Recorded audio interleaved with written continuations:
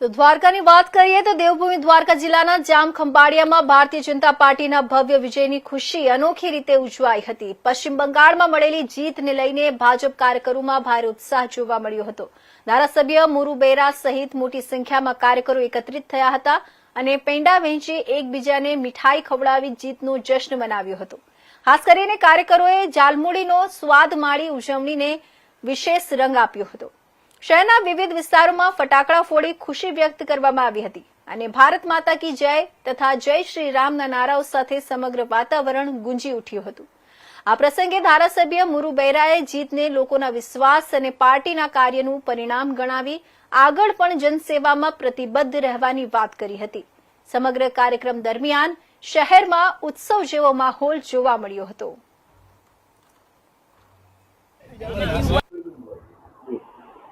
આજે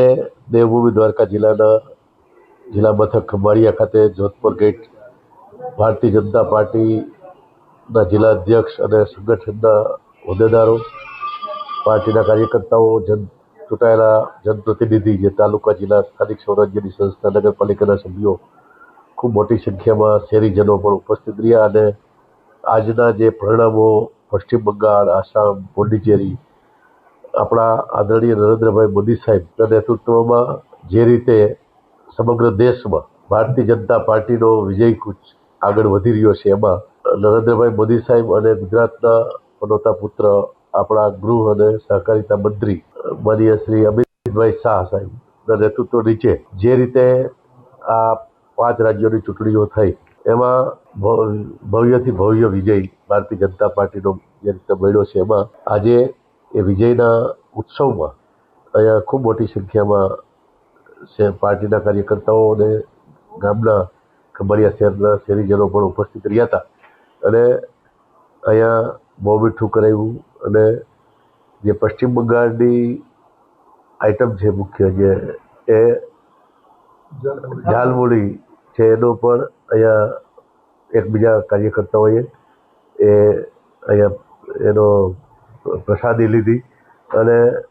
ભવ્યથી ભવ્ય રીતે આ જે ઉજવણી આજે ખંભાળિયામાં કરવામાં આવી છે। આપણા દેશમાં જે રીતે આપણા મોદી સાહેબે વૈશ્વિક કક્ષાએ આપણા દેશનું ગૌરવ વધાર્યું છે, એને જે રીતે દેશમાં જનકલ્યાણના કામો થઈ રહ્યા છે અને ખાસ કરીને વિપક્ષ જે મહિલા અનામત માટેનો જે વિરોધ કર્યો, એના કારણે આ જે રાજ્યોમાં ચૂંટણી, પશ્ચિમ બંગાળ સહિત અન્ય રાજ્યોમાં ચૂંટણી હતી, એમાં મતદારોએ મોદી સાહેબનું નેતૃત્વ અને કોંગ્રેસની નકારાત્મક જે ભૂમિકા રહી છે એને અને અન્ય પાર્ટીઓ એની જેની સાથ આપ્યો હતો, એના આજે એનો જવાબ છે એ મતપેટીમાં આપ્યો અને આજના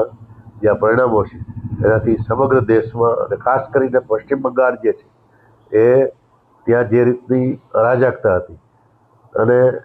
એમાંથી મુક્ત થયું છે પશ્ચિમ બંગાળ, ત્યારે આજે અનેરો ઉત્સાહ છે એ ભારતીય જનતા પાર્ટીના કાર્યકર્તાઓમાં જોવા મળ્યો।